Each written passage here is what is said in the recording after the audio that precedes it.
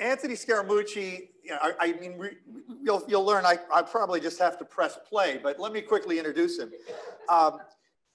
He's a longtime investor, hedge fund manager, a longtime convener in this manner of techonomy, only at a way larger scale with his SALT conferences, which for many, many years have been sort of the central gathering of the hedge fund industry and finance in general in Las Vegas, which you kind of took over for many years, recently did it in New York.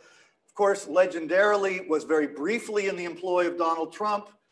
You can mention I get fired. They know. They know that I get fired. I don't know. I think you may have sort of inadvertently quit. But anyway, so let's just. You're being generous. I was fired, but that's fine. But it sounds like you don't regret it. No. Yeah. No, it was a good. Well, it was very humbling. It was a brutal time in my life. I almost got divorced while I was getting fired. Thank God my wife and I repaired the relationship, but. I don't regret it. I think it's made me a better person. It's made me more psychologically aware of what's going on in the society. And I think it's also, it gave me some standing to talk about what Mr. Trump was doing, which I think was destructive to the society. And so I don't regret it, but man, it was rough. Well, you're also a longtime Republican, but I think your political thinking has shifted a lot as a result of that whole experience, too. I'm a longtime Republican, but I'm not an anti-democracy anarchist.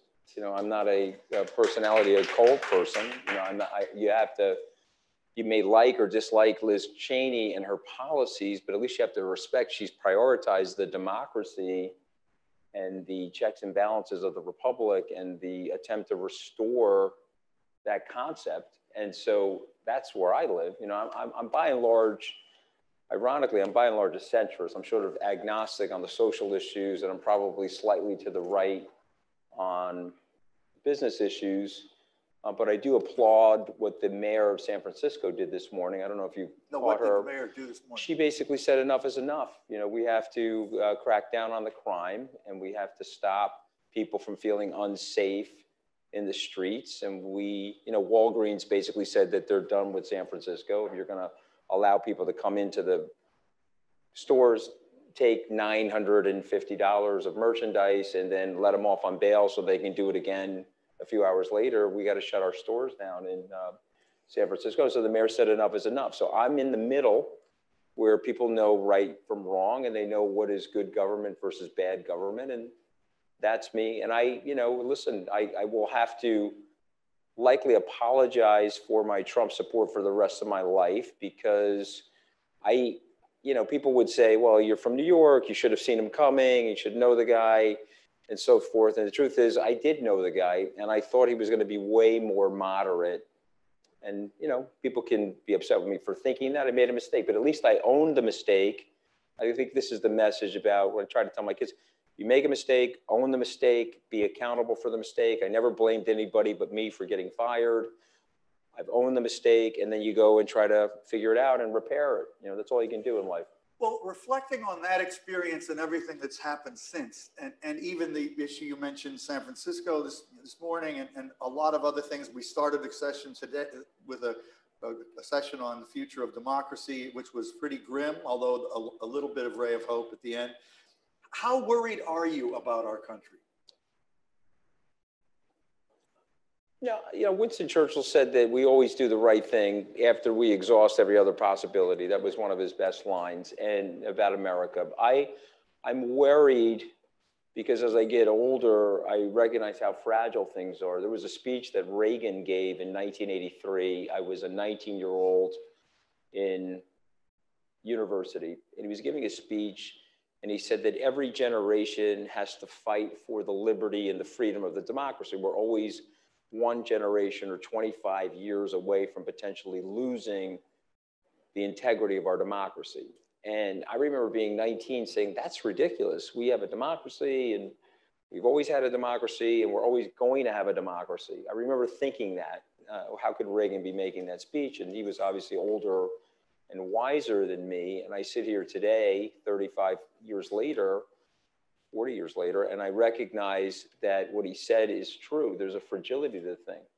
And so people don't want to talk about it, but here's what happened. When the whites were running it, no problem, we'll have a democracy. And now that the whites are faced with a declining population and they're going to head towards a potential minority of the population, there's a group of them that want to change the rules.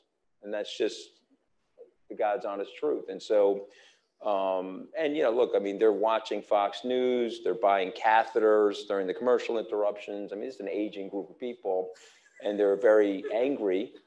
You just got to call it for what it is. And so that's what they're doing. And then you have to say to yourself, okay, are we going to let them do that? Now, I'm surprised because I'm an entrepreneur.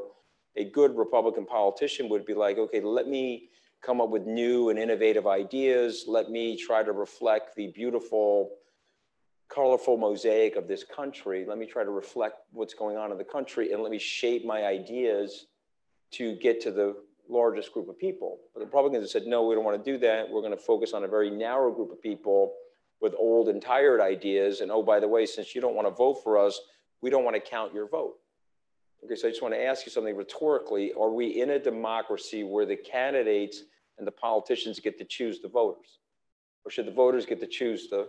With gerrymandering. That's what I'm saying. Yeah, so of course, so we turned every one of these districts into jigsaw puzzles. They used to look like geometric shapes that we would recognize in ninth grade geometry, but now they're jigsaw puzzles. And we've accepted this. There's an underlying cynicism to what's going on where we've now accepted, oh, well, they're politicians. That's what we're going to do. We need to live with this. And every time we do that, they get 1 inch more forward to a permanent, non-democratic government. Let me say that again, a permanent, non-democratic government. That's what they're doing. And so you want that? I don't think you want that, but I'm going to tell you what they know about the people in this room. And please, I'm not trying to be offensive, but it's me too. We're apathetic.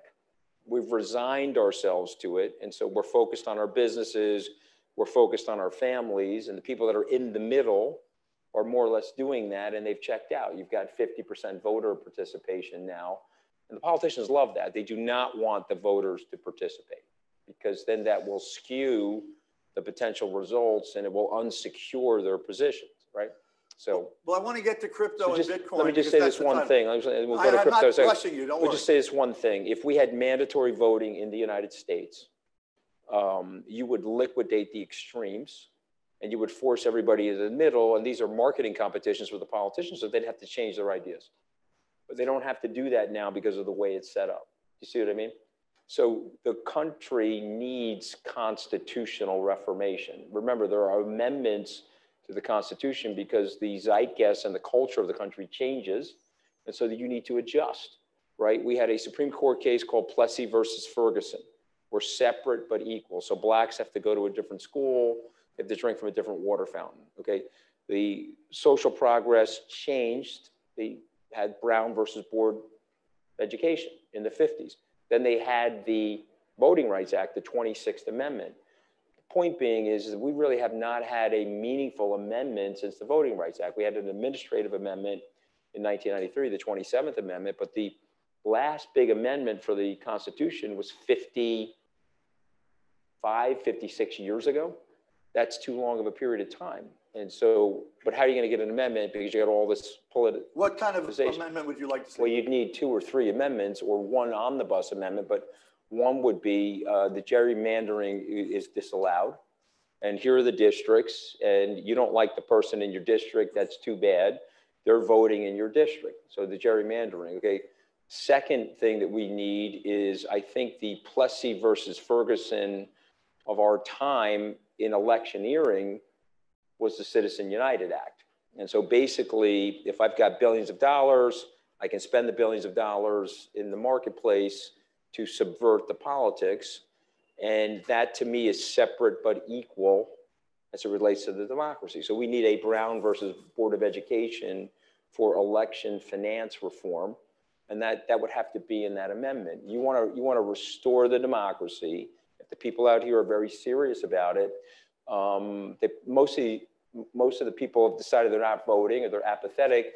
Energize yourself, come into the pool, into the swimming pool, and let's change this. And if you do that, you'll preserve the republic. It won't look like the country that some of these white people want it to look like, okay? It's a different country. This is not the 40s or the 50s, but in so many ways, this is an unbelievable miracle of a country. I want to make 2 points. Democracy works in the UK, mostly a white population. It works in Canada, mostly a white population. This is the international experiment, the American experiment, where we can have a multiracial, multi-ethnic, multi-religious society that forms a democracy and holds itself together. And we should be able to do that. And if we do that, which I am optimistic, I think we can, because people are willing to speak out about it and take the risk of speaking out about it. In this very sensitized society we're living in, where every time you open your mouth, you're like, I probably offended 10 people. I'm likely going to get canceled. But if we do that, you can preserve the democracy and you can set it up for our children to live a great aspirational life. If you don't do that, you're going to have an underclass of people, a permanent group of politicians, and some very rich people at the top, like these South American countries. Well, you're a lot more thoughtful about it, I think, than most people would expect, because very few people are as thoughtful about it as you are. But you talk about the risk of permanent government and permanent sort of fracturing, and you show some optimism. I mean, obviously, the constitutional amendments you described are not anywhere conceivable in any near term with the political situation we have right now. So what do you think is actually going to happen in the next, say, 5 years, and particularly with the Republican Party? And then I want to get to the crypto discussion. Okay, so again, I'm an entrepreneur, right? So entrepreneurs have to think in 0 going to 1, 0 going to 1. So Steve Jobs, no one's going to use that computer in their home. 0 going to 1. No one's going to use that smartphone. No one's going to use the internet. No one's going to transact on the Bitcoin network or the cryptocurrency network. So you got to go 0 to 1. So as someone thinks about politics, we're at 0. The cynics will say, well, that will never happen, but the people know that it needs to happen. Down deep, the people know that they've got to fix the problem, and they're just looking for some guidance and leadership. They need more guidepost politicians and less weather vane politicians, and then we can fix the problem. So in the immediate term, you're going to have a very sloppy 22 and 24. I think by 28, most of these baby boomers are going to age out of the process, thank God. And there's a likelihood that the younger crop of politicians will be a little less polemic, and they may be more policy oriented, maybe more right or wrong oriented as opposed to left or right. That's not the AOC crowd or some of the kooks like Madison Carthorne, whatever his name is, on the right. But there's a large group of people like Ro Khanna and others that I think want to do the right thing. Wow, interesting you mentioned Ro Khanna, and not somebody I think of your political fellow traveler. But anyway. Well, again, I don't agree with everything that Ro, I had breakfast with Ro this morning. Did you really? Wow, yeah. How cool. I like Ro. Because he's very thoughtful. Cool myself, he's very thoughtful on Bitcoin. I don't agree with everything that he agrees with, but this is the other problem in our society. Name one politician where your political fingerprint is exactly the other person's political fingerprint. If you're shooting for that in a pluralistic society, in a democracy, then you're making a mistake. He's getting a lot of things right. Yeah, I don't agree with certain things that he thinks about, but he's getting a lot of things right, and he's a good person. He's a humanist. Yeah. He's trying to do the right thing. Yeah. Okay, so I'm more interested in that than politics, and that was a mistake. Yeah, that's not a doctrinaire Republicans talking well, listen, that was a mistake we all made with Donald Trump. We said, okay, he's a nasty guy, he's sort of a bad guy, but he's got the right policies, and I think that was a very big mistake.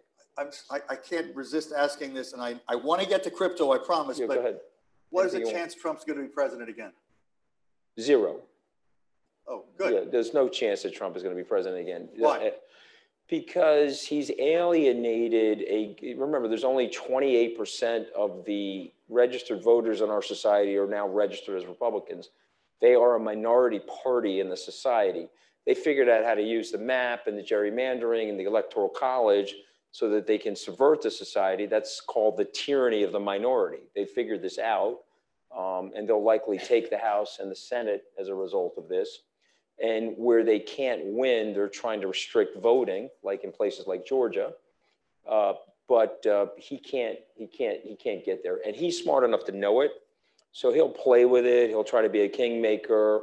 He'll want to raise money off of it, but he doesn't want to be a two-time loser of the American presidency. And also, he is the Herbert Hoover of the Republicans. Okay, they're scared of him because of his base and the cult-like status he has with a group of people, but he is Herbert Hoover. He lost the presidency, he lost the House, and he lost the Senate. So, and he also, you know, we lost 21 million jobs on his watch, and he'll want to blame that on COVID, but he exacerbated the situation with COVID. He could have been a health and safety president, and he would have won re-election. And remember, he didn't lose the election by much. He only lost it by 40,000 votes. Well, there's a lot of things about that election that are unbelievable. You really do think Bitcoin's going to go to 500,000. Now, try to tie the crypto conversation to what we've been discussing so far. What, if anything, is the connection? Well, there actually is a connection. So what's basically happening now is the private sector is making decisions that the politicians used to make of yesteryear. So if the politicians are going to restrict the voting in Georgia, then places like MLB are going to move the All-Star game to Denver, and large companies that work in Georgia are going to speak out about it, and then they're going to take steps to improve the situation. Bitcoin is sort of like that. So, you know, Satoshi Nakamoto, that programming team that developed Bitcoin, which was a refinement on eCash and DigiCash, they basically made the statement in those 9 pages that, you know, the government has been reckless with the money. We've always accepted the money's going to come from the government, but they've been reckless with the money. And what is the money effectively? It's a technological tool that we're using so we don't have to barter with each other. So think of the technology. It starts as a seashell, it goes to wampum, then we have gold, then we stamp a political figure's profile on the gold, and then we gravitate to paper. It's not really paper, actually. The money in your wallet is fabric. It's made out of cotton and linen, but you get the point. And then we go to an electronic device, a credit card, a magnetic strip. And now we are in digitization because every one of us can look at our phone and see the digits of money in our account. And are they worth anything? Obviously, they're not worth anything, but they are worth something because it's a ledger between us. If I want to buy a Mercedes right now, say I want to buy a G-Wagon, if I open up my account and there's $200,000 there, I can wire it to the dealership. But what is that? It's worthless, but it's a ledger. The money goes down in my account, it goes up at the Mercedes-Benz dealership, the G-Wagon gets shipped to my house. That's a technology that we're using between each other to keep accounting. It's an accounting system. So what did Nakamoto say? So I'm gonna give you a more perfect accounting system because we have the technology and we have the wherewithal to do that. And oh, by the way, my system will be incorruptible. A policymaker or a politician won't be able to create more of what I'm doing. So there'll be a level of scarcity to it. And if I'm right, it'll take off. There will be a network effect. You wrote about the Facebook effect, but this will be a networking effect and it'll start to grow pursuant to what Robert Metcalfe said in the 1980s about Metcalfe's law, the idea that this network will scale because of the technology around us. And ultimately, over the last 12 and a half years, he's been proven right because he's got a group of people. There's over $1 trillion, it's probably $2 trillion in cryptocurrencies. There's probably 800 billion at current market prices in Bitcoin. But I just want to submit this to you because you wrote a lot about Facebook. I want you to imagine we're sitting in a room, it's 2006 or 7. Facebook has 240 million users. That's what Bitcoin has right now. That's the wallets in Bitcoin. 240 million wallets. According to Glassnodes, it was 100 million when I made my investment. That was on my checklist. I said, okay, if Bitcoin is real, it'll escalate to 100 million wallets. That means it'll reach escape velocity. If it's going to 100 million wallets, there's enough people that know about it and like it, they'll start to expand the network. Yeah. Okay, so it had to get to 100 million wallets for me. It had to be storable in a place that was safe. Because if I'm going to put 9 figures into Bitcoin, I've got to make sure that no one can hack it. So I'm comfortable with that. It's either at Fidelity or NYDIG or Coinbase Pro. It's unclipped from the internet in cold storage. And then the third thing I had to get comfortable with was the regulation. And once the IRS said that Bitcoin was intangible property, let me remind you something about your country. You may like the country or dislike the country, but one thing that's been rock solid about the country is property rights. We do not mess with people's property rights. They have to give you something for your property if they take it. And, you know, the property rights go back 900 years to English common law. So there's almost 1,000 years of precedent. And so if I own property, I can trade it with you for consideration, or I can keep it. And so Bitcoin can't be banned in our country. Trust me, there's too many protections for property rights in the administrative. So when you were confident of all that, that's when you bought. That's when I made the investment. And you're now at 4x, something like that? Yeah, knock on wood. I mean, who the hell knows? This is like the most fun. I mean, this is like. You got to look at your phone. Somebody, yeah, somebody told me on Twitter, I look 15 years older since I invested in Bitcoin. I'm like, man, I need a new dermatologist, because you get a lot of volatility with this thing. But it's also an early adopting technological asset. And so, you know, from Amazon and Facebook and all these companies, they had early stage waves of volatility. But let me just submit this to you rhetorically. If Bitcoin has 240 million wallets and Facebook had 240 million registered accounts 15 or so years ago, and I said to you, look, Facebook is going to have 3 billion users. It's got 240 right now. It's fairly well established, but you're going to have a 20 to 1 bump in the price. Well, you didn't. You got a 26 to 1 bump in the price. But you get the point that I'm making. And so I think, and Kathy Wood thinks, that Bitcoin will have 1 billion users by the end of 2024, possibly mid 2025. And if that's the case, and there's only 21 million coins, and of course we know likely several million coins were lost in the early inception. Somebody put it on a BlackBerry or a USB or a laptop and it's now gone. You have a very, very scarce asset that people are going to want and need, and they're going to use as a form of currency. Okay. And so this will easily trade to $500,000 the way Facebook went from 18 to 500. Okay. And so that's my thesis. And where did you come up with this number of 500,000? Is that just from kind of making that math go further? Yeah, so that there's a great research piece. If anybody has an interest in it, you can contact David and I'll send it to you. But there's a NIDIG did a great research piece a year ago where they said that the number of users, you can value Bitcoin fundamentally from the number of users of the network. And one of Robert Metcalfe's famous lines, when he was testifying, they were talking about the breakup of AT&T in the 80s. And Professor Metcalfe said, look, one fax machine is worthless. But if I have 100 million fax machines and they're now connected, there's an information superhighway as a result of that, and there's value in that system. And so what NIDIG basically said, as you scale, as you go up every 100 million users, you should pick up a double in the asset. Now, remember, the asset is also halving in terms of the mintability or the mining of Bitcoin. Right now, the Bitcoin network is spitting out 900 coins per day. At current prices, let's just use 50,000 because I'm not that great at math. That's about 45 million a day in new Bitcoin that's being produced by the Bitcoin network. In a couple of years, that's going to go down to 450 a day. And then 4 years later, it's going to go to 225. And so there'll be a scarcity effect, a result of which it'll push the price up. Okay. And what the detractors don't understand, David, is they're not studying the network effect. And this is what got Buffett off of Amazon. Now, I was there at the Allen and Company conference when Jeff Bezos made the presentation after he went public. And he was explaining the network effect and what he was doing. He also said, don't judge me as an internet bookseller. I'm only selling books because they're cheap and they're small and they don't weigh that much and they're all roughly the same. And it's helping me dot plot where all the warehouses and all the logistics need to go so that I can eventually sell every SKU in the world.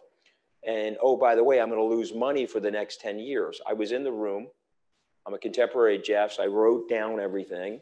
I said, okay, I got to go home and I got to buy this stock known as Amazon. Oh, good for you. Okay, I didn't finish the story. Oh, okay. So now, damn it. So now Warren Buffett shows up. He's the next speaker. He says, that was a very lovely presentation by Jeff Bezos. I am not buying a share. How could this company, this internet bookseller, how could it have a market capitalization larger than Sears Roebuck? Look at this Sears Roebuck, this storied retailer, bricks and mortar, making profits. He just told you Amazon's going to lose money for 10 years. I'm not buying a share. And so I ripped up my notes. I threw them in the garbage. I did not buy a share. Okay, That's a good story. Okay, but let's go over the math. $10,000. We do have to wrap though. But. Okay, 30 seconds. $10,000 in Amazon is worth $22 million today. So if you bought it on the IPO, May 15th, 1997, it's worth $22 million. I missed it. I'm not missing Bitcoin. All right. I don't want you to miss Bitcoin. I want to give you one data point before we wrap that substantiates your enthusiasm. And it goes again back to Facebook. There is no entity in the world more committed to putting Bitcoin wallets in the hands of billions of people than Facebook. And that is what they continually are trying to do. They have failed and failed and failed, but they keep trying and trying and trying. If Facebook succeeded with whatever they call DM or whatever, it will also be a wallet that will hold Bitcoin. And that will be, in their opinion, and in the opinion of many people around that, a huge positive for Bitcoin. So it's another way to think about what you're doing. Jack Dorsey and others are working on it as well. Guys, thank you. I appreciate being here. David, thank you. Really good. Thank you so much. Pleasure. Thank you.